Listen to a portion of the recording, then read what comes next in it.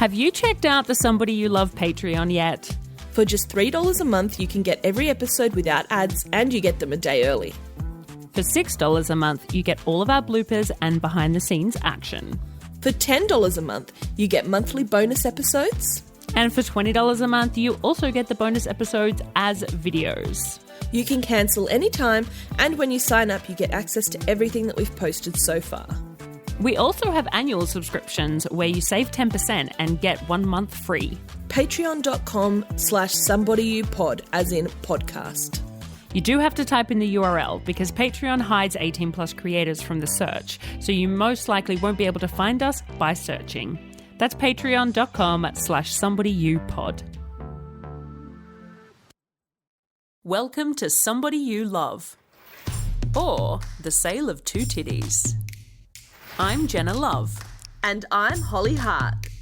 And we're experts in disappointing our parents, breaching community guidelines, and banging the people who vote against our rights. We acknowledge the traditional custodians of country throughout Australia and recognise their continuing connection to land, waters and community. We pay our respects to them and their cultures, and to elders both past and present. Jenna is on the land of the Darug and Gundungurra peoples, and I am on the land of the Ngunnawal people. We have a disclaimer. We love a good disclaimer here at Somebody You Love. This really applies to this whole Turned On series that this is the first episode of. And we just want to say that we massively support the peers who appear in videos like the one we're going to be discussing. We thank them for being advocates for the industry, and we acknowledge that by doing so, they are putting themselves at an increased risk of stigma, discrimination, and violence. So any criticisms that we have of their words or their actions are more likely to actually be a criticism of the producers of the program, because we all know how easy it is to tell basically whatever story you want to tell with editing. And we also know how seldom journalists actually speak and listen to sex worker organisations when they're doing their research for projects like this. I don't know whether that happened or not, but I just know from experience that it often doesn't happen. Holly and I both strongly believe that there is no right way to be an advocate. We don't for a second think that we haven't made mistakes in our own advocacy and on this very podcast. But at the same time, as people who have lived experience, we are going to have feelings and thoughts about how people represent the industry. And plus, I think it's always interesting to hear different perspectives that haven't been potentially manipulated by a media company who has an agenda. You know, that's one of the coolest things about this podcast, is that we can say whatever we want, and there's no one. Well, I mean, Mr. Love edits it, but obviously he's not going to change what we're trying to say. We would never, ever call for someone to be cancelled. We are not about pylons. We have no interest in bullying, but we will continue to strive for better representation in the media because it's just such a crucial component of how people view us and treat us. So to be clear, we want to hold the media accountable. We do not want to be silencing the voices of sex workers. So please take any critical commentary we have not as a criticism of any of the workers that we come across. Welcome to our first episode of Turned On, where we scrutinise media about or containing sex workers with our own opinions. We always have lots of opinions and just reflections on the sort of media that's out there about sex workers, or even sometimes, I don't want to say using sex workers, but about us, and sometimes, as Jenna has said, possibly portraying us in ways that we may or may not be comfortable with. I think that gives us a bit of a gist of what we're doing here. Yeah. Today we're looking at Odd Man Out, which is a YouTube series with a variety of themes where they get a bunch of people and there's one person who is the exception to the rule. For example, in the past, they've had 7 people who had plastic surgery versus 1 who has not, 6 meat eaters versus 1 vegan, and today we have 6 sex workers and 1 secret virgin. I don't know why in this one the virgin's a secret. The vegan was a secret too. Anyway. One of them, I think it was secret too, actually. Was it? Oh, okay. All right, that's all right. I'll settle down a bit. Calm down, Hozza. I've seen a few of these in the past, and when Jenna suggested it to me, I thought this was a really interesting idea. And one of the really fun things when Jenna and I look at any issue in the world is that often we are very opposed. We disagree often, which I think might surprise some people. I think they think that we just agree on everything and we're besties on every issue, but we disagree. And I think that is something that really works for us because we're constantly challenging each other and coming at things from a variety of perspectives. So we're here to bring those perspectives to you today and see what you think. We do recommend that you watch this clip first. It will be linked in the show notes, and make your own opinions and feel how you feel about it all, and then come back and join us and see whether you agree with us. It's only it's less than 14 minutes long, so if you want to go pause this and then have a listen, feel free. Our episode will make a lot more sense if you do. So the company that puts out these videos is called Jubilee. You may have heard of it. They've got a few different kind of series that they do. And the whole idea, what I take from it is their whole idea is kind of about empathy. So they've got this little statement in the video description, which I assume is kind of like a mission statement. And it says, "We believe in the power of empathy for human good. Ultimately, we aim to inspire people to embrace empathy." And, I'm all about that. 100%. Like, I think that's great. And I think overall, like, the idea of these videos is quite fun, but they do go into some kind of deep and complex topics.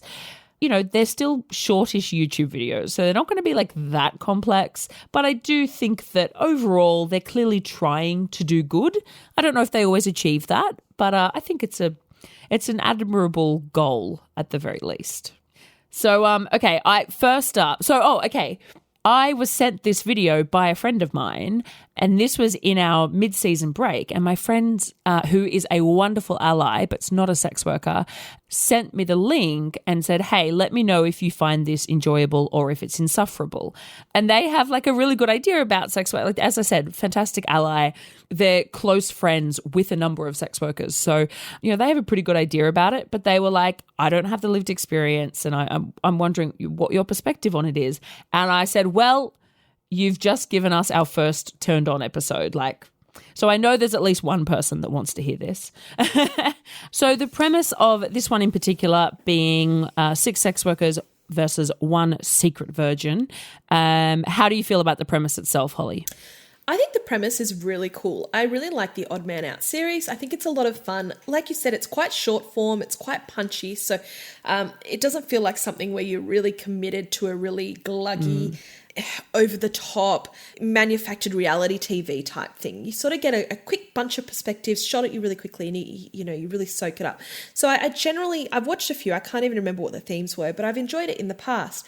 I really like the idea of this in theory, but as I watched this one, I did find it made me a little bit uncomfortable in some ways, which was surprising because I'm generally pretty unaffected by this sort of thing, the portrayal of sex workers. I don't know how to put it. I'm pretty laid back with that sort of stuff. What do you think? Yeah, interesting. So I agree. I like this. The show in general, I think it's a cool series. I can see that what they're trying to, the whole concept of you can't tell what someone is by looking at them. You can't pick a virgin by looking at them. You can't pick a sex worker. You can't pick a gay man. You can't pick a Republican, whatever. You can't make judgments. You can't judge a book by its cover. Love that. But for me, this particular concept, whether someone's a sex worker or a virgin, like, ¿por qué no los dos? There are plenty of sex workers who are virgins.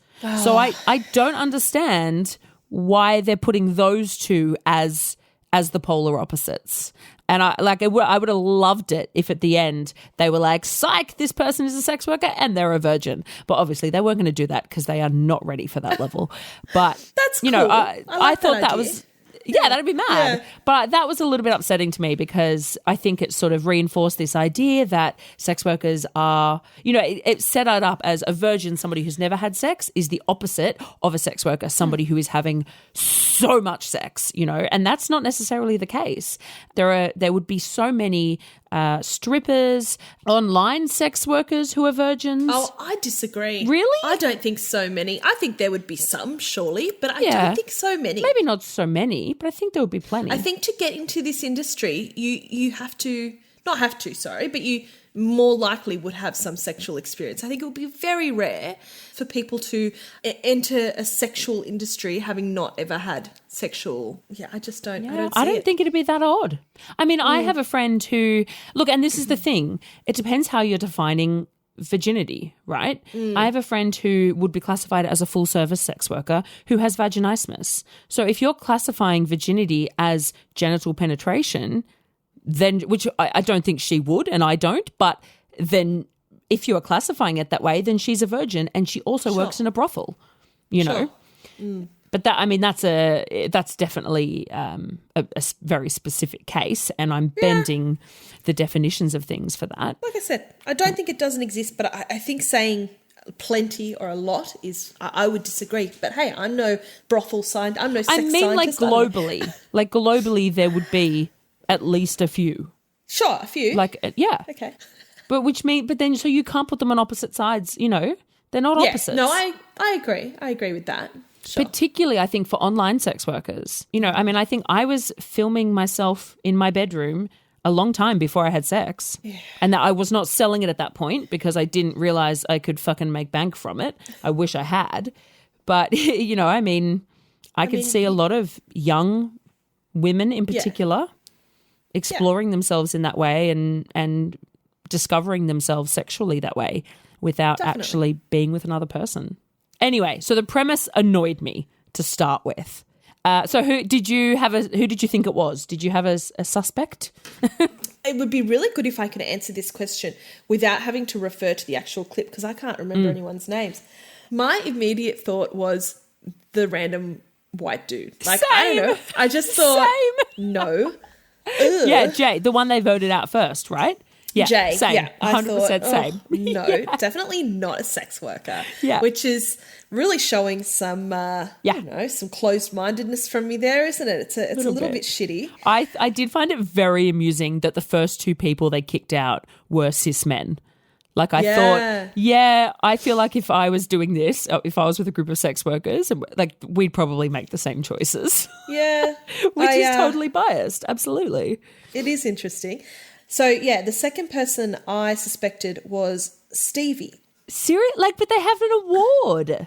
I just feel like anyone could have that. Anyone could make it. I'm a bit suspicious like that. Okay. I just thought that it was so... I don't know, that a lot of people associate gender queerness with sexual promiscuity and things like that. Or people might think, there just seems to be a lot of ignorance around that I thought that that Jubilee might make that be the solution as a sort of twist so you wouldn't see it coming. Because you would just assume maybe people would be more likely to go, oh, well, you know, this is people who are genderqueer might be more likely to be... Yeah. Anything that's not kind of the heteronormative, straight kind of, anything a bit different. I thought that was a little bit of a curveball. So my automatic suspicious mind went, oh, yeah, that's got to be, they're trying to catch us out here. Yeah, right. So that's what I went for. So Mr. Love just watched it just before we were recording and he thought it was Lavender. Which I found amusing because I was like, she's a hooker, 100%. Like, I never questioned her at all. The other one that I thought from the very beginning, I was like, yep, definitely a stripper, was Ashley, just because she reminded me of so many sex workers I know. Like, I was like, yep, I know you. Yes, I also felt that way about Ashley. I think one of the girls said at one point, oh, she dresses like a stripper. And I was like, she does. She's such a quintessential stripper. Yeah, she definitely, I never questioned her. And I can't even tell you specifically what it is. There's just like an essence that I was like, yeah, I know you. We've met. Yeah. Yeah, I felt the same.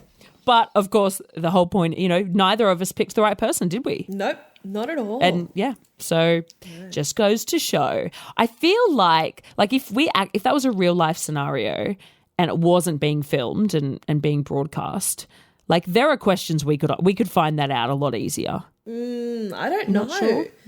I don't know if I'm that cluey. You're better at escape rooms than me. You take this sort of stuff a little bit more seriously. I would. I so would. You would. I don't know if I could pick it. I tend to believe everyone. I think I'm a little bit too trusting in life, and I think I just I struggle to be. I have that quality a bit too, but also I feel like if this happened in Australia, we'd be like, hi, babe. Like, we all know each other. We don't all know each other. But the chances of getting 6 workers who are face out and happy to be in a video who don't know each other, that'd be tough. Good point. All right, so we haven't even properly got into the video. So the first, Ginny is the first one to ask a question, and she says, what platform do you use? Any thoughts on that? No. Okay. I thought that was really weird. I was like, what? That's the first question? Like, and I guess that's just because as an in-person full-service sex worker, it's just not the first thing I think about when I think about sex work.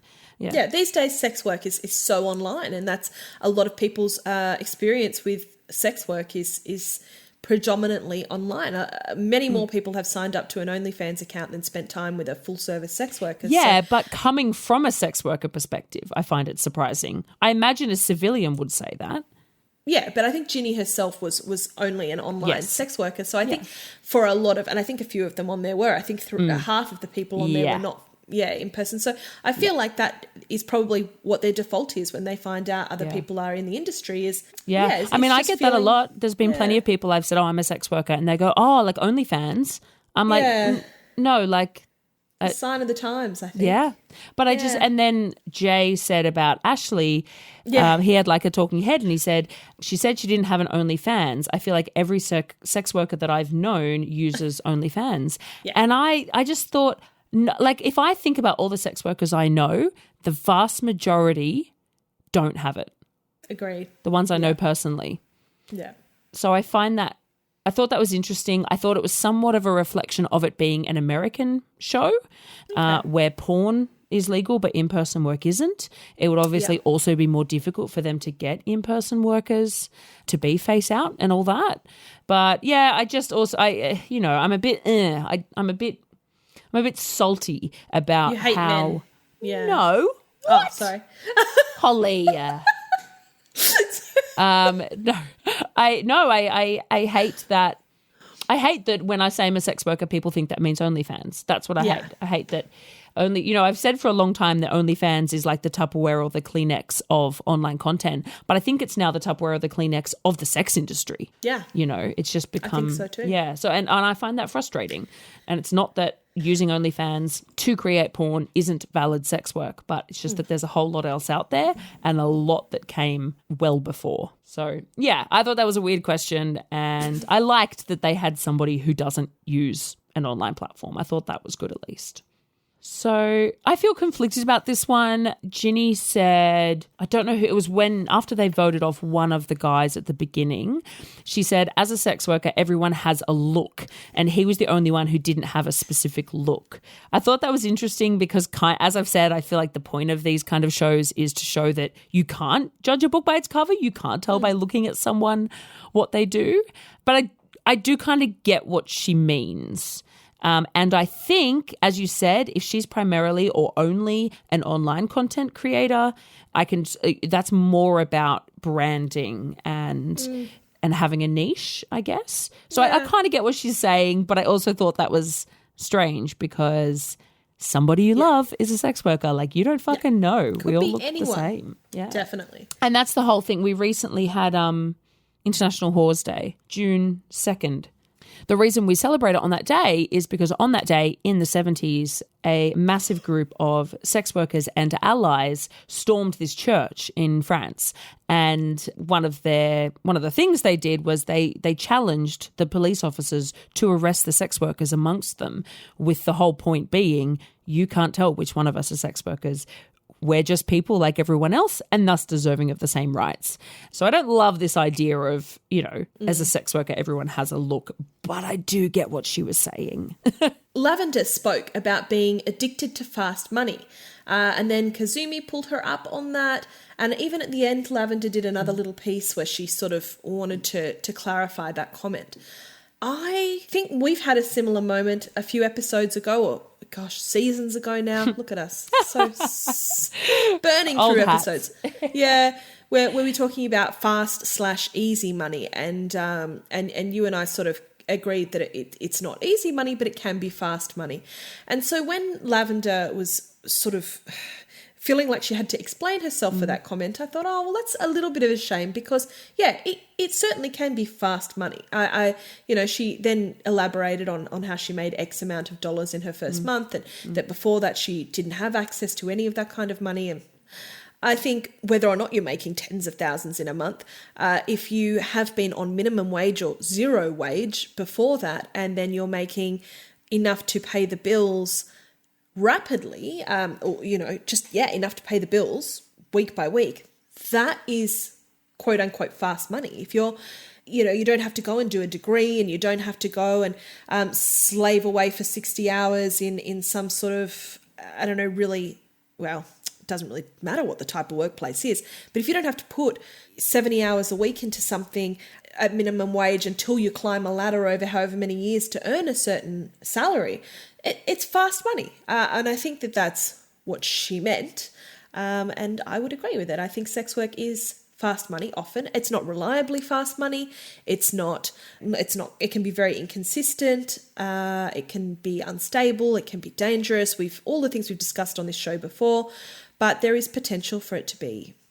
Yeah, I thought this was interesting. Like, I love that Kazumi pulled that out. I thought she delivered it in a great way.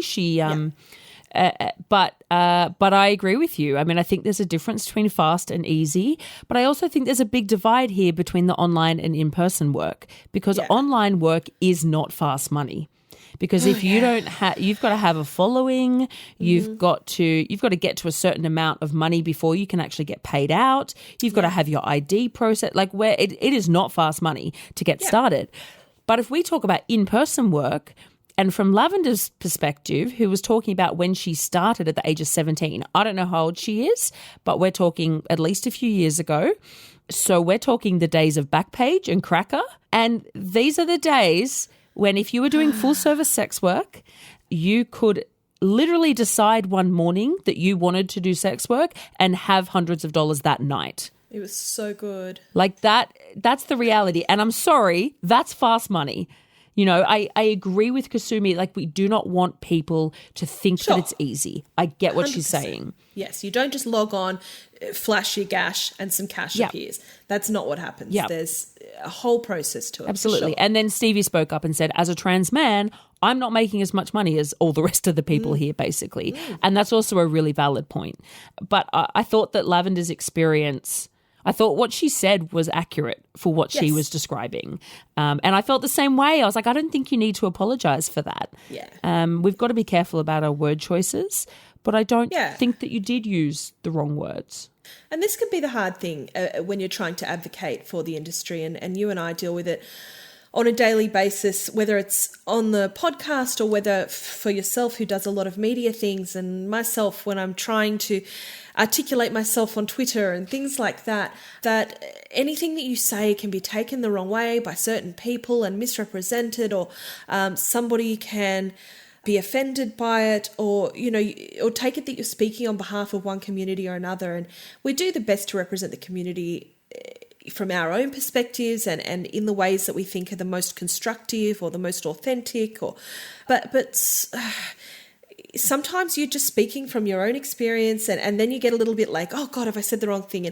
And I just, seeing Lavender sort of, I didn't feel like she was scrambling or anything, but feeling like she had to clarify that. I just really resonated. I think a lot of sex workers feel that, where they go, oh gosh, we all get it. We're all just trying to do the best, and we say what we feel, and sometimes you're like, oh, have I said the right thing or the wrong thing? And it gets a little bit uncomfortable and totally very cute. Yeah. So then what I found interesting was one of the next things that Kazumi said. I actually kind of went, oh, I don't know if that was the right thing to say, and that's the thing. This is the issue with policing what we say, right? Yeah. None of us are fucking correct all the time. But the quote was, it's not necessarily the work itself, especially since I'm an online worker, that's dangerous. Now, her point was that our work itself is not dangerous. It's the stigma around the work that causes us harm. And I 100% agree with her point. It was the fact that she put in that qualifier of it's not necessarily the work itself, especially since I'm an online worker, that's dangerous. And to me, that's feeding into that narrative of that there's no risk associated with working online, that the computer screen is a distance between you and your customer base that is impenetrable. Sure. And also it just has this tiniest scent of hierarchy to me. That's all. Yeah, but I don't think that, I'm sure it wasn't intended that way. And I feel like... no, not at all. I'm not saying what it she was. was trying to I think that what she was trying to qualify was, I don't face the same threats or I don't want to say that my job is dangerous or that I'm in a dangerous position or I am more threatened than people. Like, she didn't want to speak over in-person sex workers and the dangers that they face. I feel like that was a way of trying to not speak over people who might face more danger in their line of work. Yeah, good point. That makes sense. I think for me, the scariest experiences I've had as a sex worker have not been with in-person clients. They've been with people on the internet. So I just sort of, no, I agree she didn't mean anything. I don't really have a problem with what she said. It's more, I just worry about people thinking that OnlyFans isn't dangerous because it's, Yeah. People can definitely be absolutely freaking lunatics on the internet. Oh, yeah. I don't think anyone who's ever had access to the internet is not aware of how freaky True. people can be. Good point. Online. So, But the point remains, her saying that it's not necessarily the work itself, but the stigma around it that is dangerous. Love that. Of course. Absolutely. Yeah. Get that We're message about out it. there. Yeah. Definitely.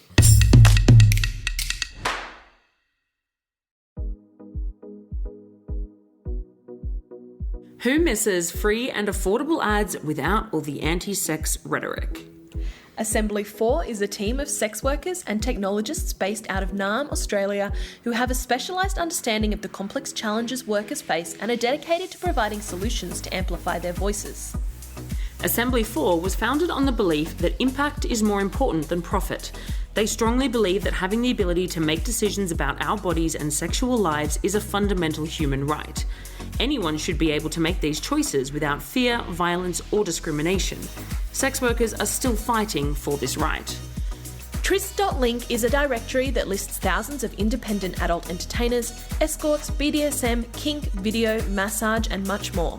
They also have a huge amount of educational resources and blog posts about the sex industry that are well worth a look. Check out their website assembly4.com, that's for the word, not the number, for more info.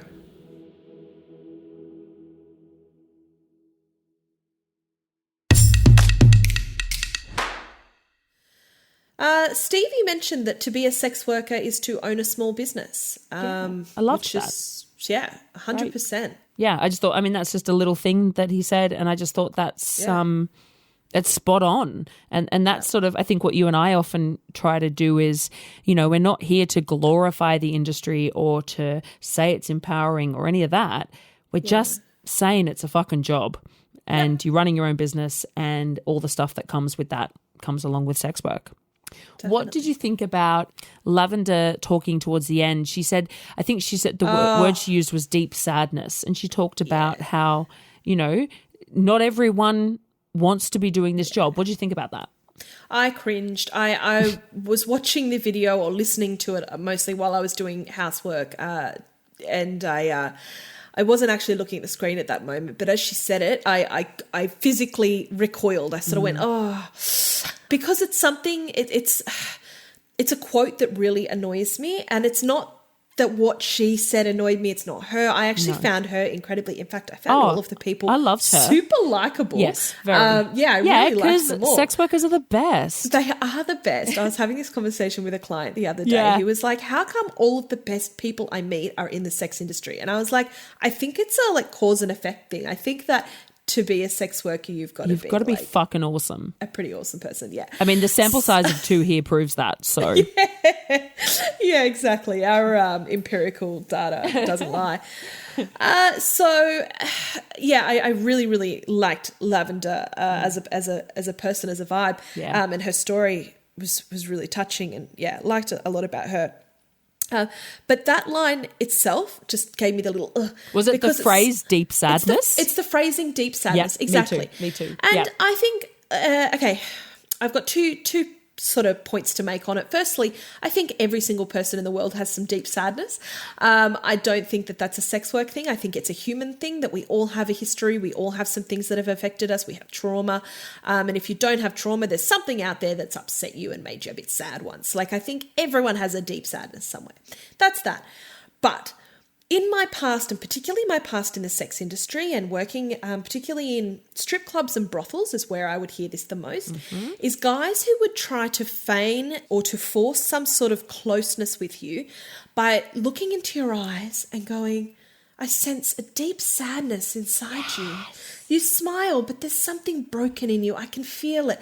And hoping that, I guess, you'd go, oh, all the walls are down. You know me. Take me. Run away with me. And I feel like it's this manipulative thing that some guys use, that it's sort of like the I'm a nice guy thing. It's this just sly, I don't think it's anything but manipulation of I don't know, trying to find somebody's weakness to try and get into their cracks. And deep sadness is a phrase that makes me go, ugh, every single time I hear it. And I'm not ugh-ing at Lavender. I'm ugh-ing at the men who have said that to me over the years. And anyone who's met me will know I am the fucking most happy-go-lucky. Like, there's no fucking sadness in my eyes. Maybe I'm getting a little tired because I sleep all the time. Maybe I don't know, I need to fart or something. What you're seeing behind my eyes is not a deep sadness, okay? I'm not one to deny I've had trouble in my life, and I'm the happiest I've ever been in my life. Life is great. So when people try to use that sort of, I had a client years ago who used to do it to me. And he ended up getting very, very barred because he used to do the same things. I can tell you're broken inside and all of this stuff. And I was like, I'm really not, man. Like, I'm actually pretty fucking whole. Yeah. Like, the projection is real. It's a real projection. Yeah. So I didn't want to go on a massive rant there, but I was like, deep sadness. Gosh. Did you cringe or did you relate? Or? No, it's interesting. I'm really surprised. We had the exact same experience with that. Yeah. I thought Lavender was really brave and for speaking about the fact that there are people that don't want to be doing the work. I think that's not something we should shy away from.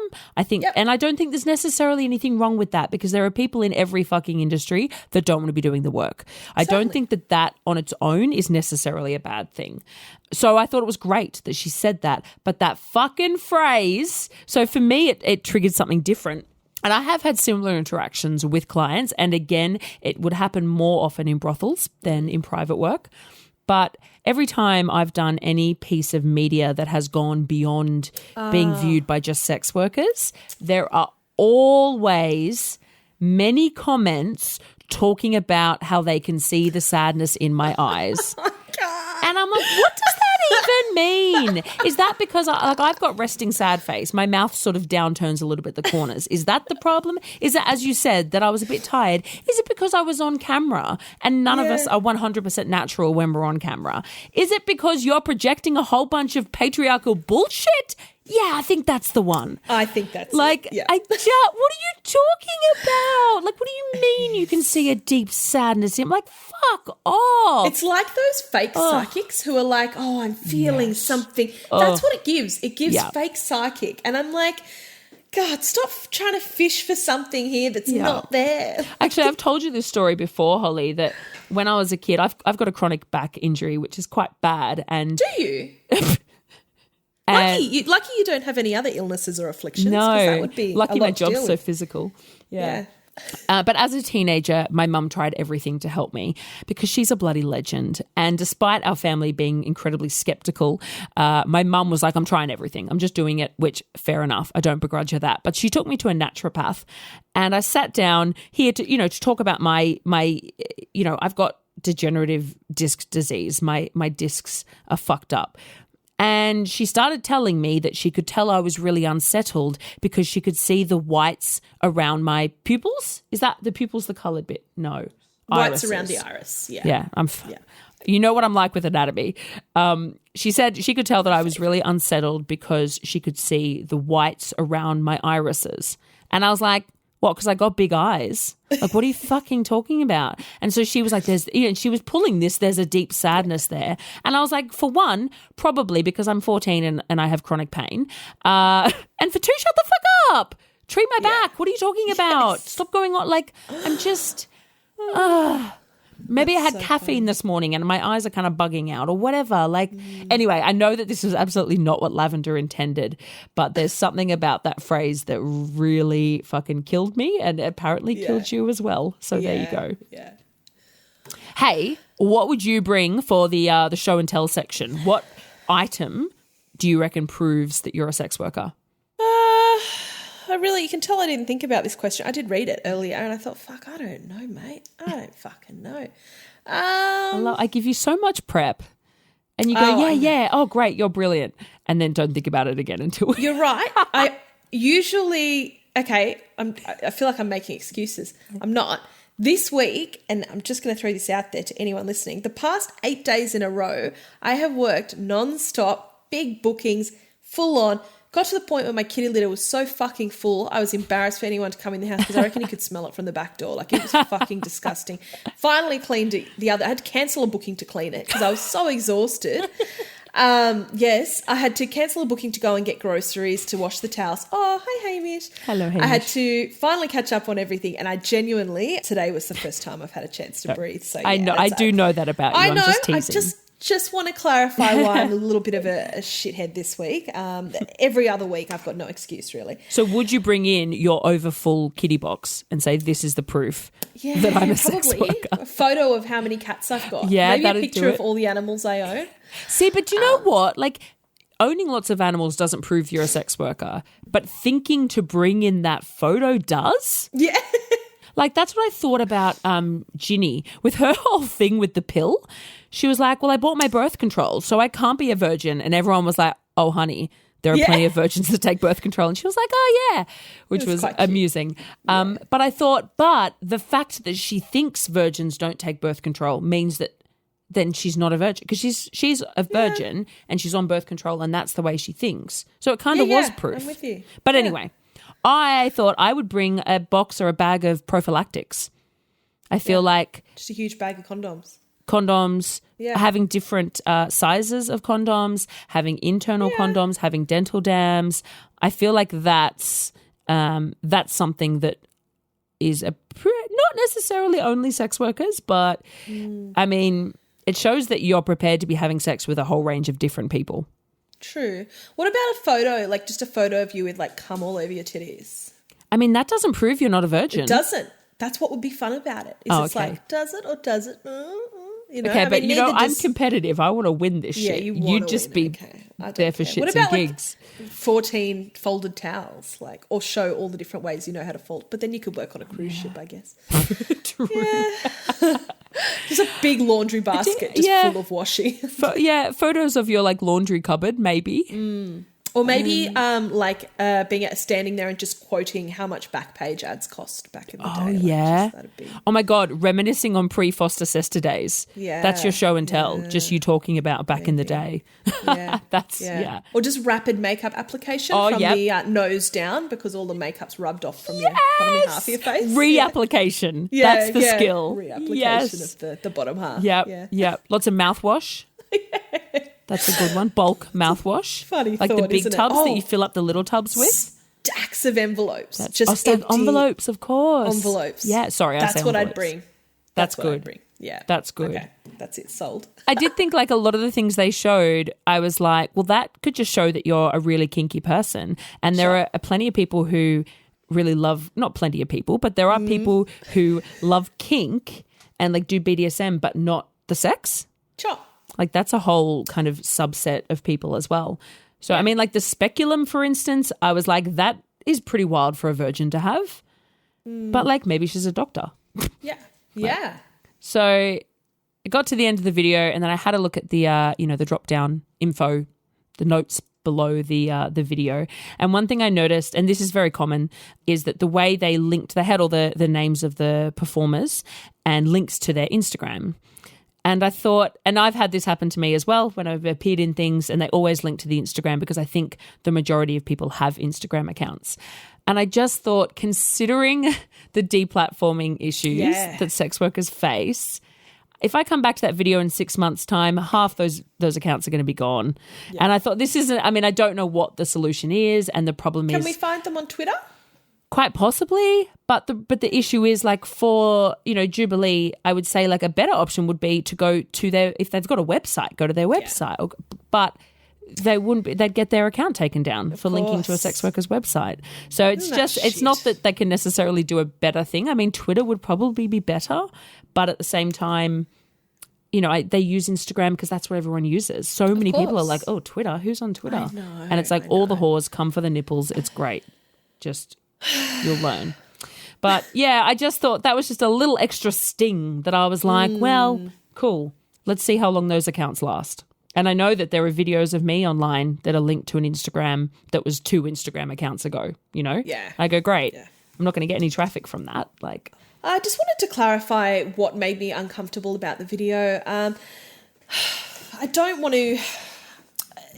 I think you can always tell when we're a little bit cautious talking about certain things, and I tend to get really nervous saying some things because I don't want to offend people and I don't want to cancel, or I don't want to say anyone did anything wrong. I think this was a really fun episode. I actually, like we both said, I couldn't guess. I thought I guessed, I couldn't guess, and it was really interesting seeing the qualifiers of how people tried to define their sex work experience or to prove themselves as sex workers or find out if other people were. That was really, really cool and a fun journey.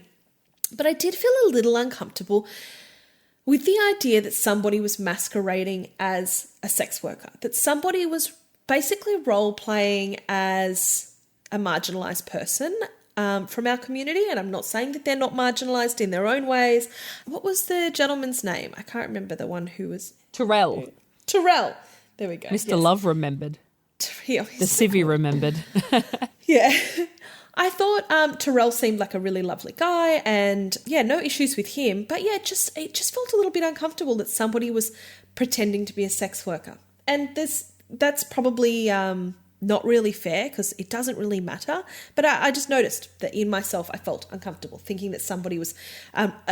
I suppose because for me, to role play a sex worker, you're basing it on your own stigma or beliefs or maybe caricatures or, inferring things that you've seen in media or things like that. And so it may be all true stuff and maybe your enactment of being a sex worker is perfect and you've got it all down and you know your shit, but there's just something yucky about it. I think I'd feel the same way if somebody was pretending to be a person of colour or if somebody was pretending to be queer, which I think there are episodes in this of. I haven't seen them yet and I don't know if that, is going to elicit the same response in me. I'm not defining it as good or bad. All I'm saying is that watching it made me just feel a little uncomfortable that somebody was maybe taking from like what I feel is caricaturish stereotypes is the word I'm looking for of sex workers. Yeah, and who cares? It was for a little game on the internet.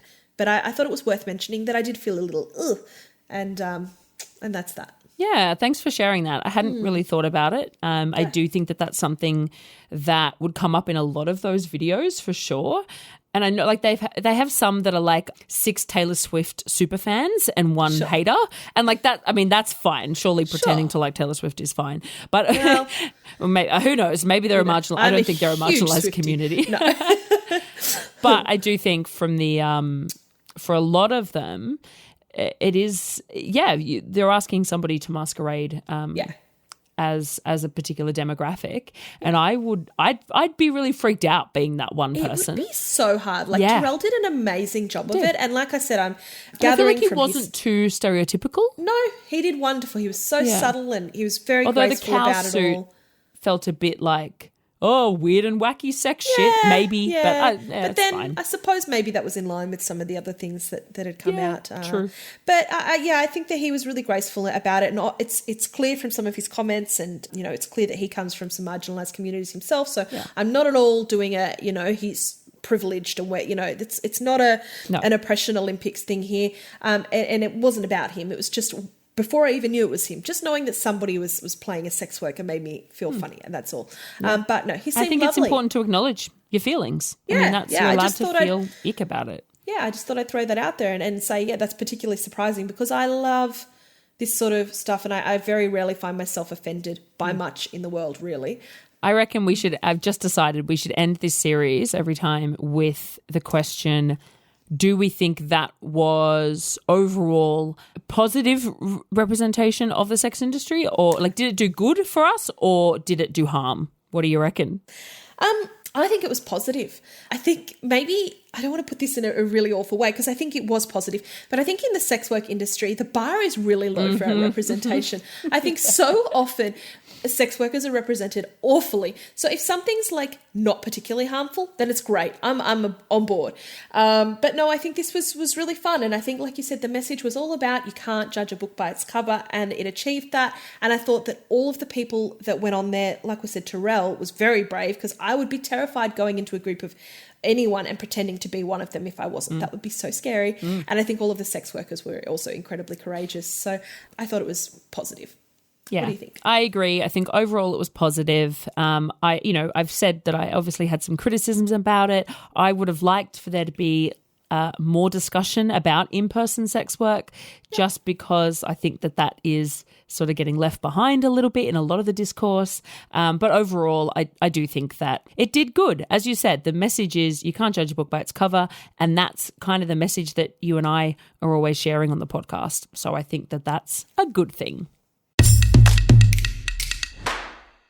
Thank you to our spectacular patrons, those who've stuck with us over the hiatus. We hope you've found plenty of little hidden bits of content to consume. And those who have not joined us yet or have taken a little break, sign back up, because we love your support and there's plenty more to come.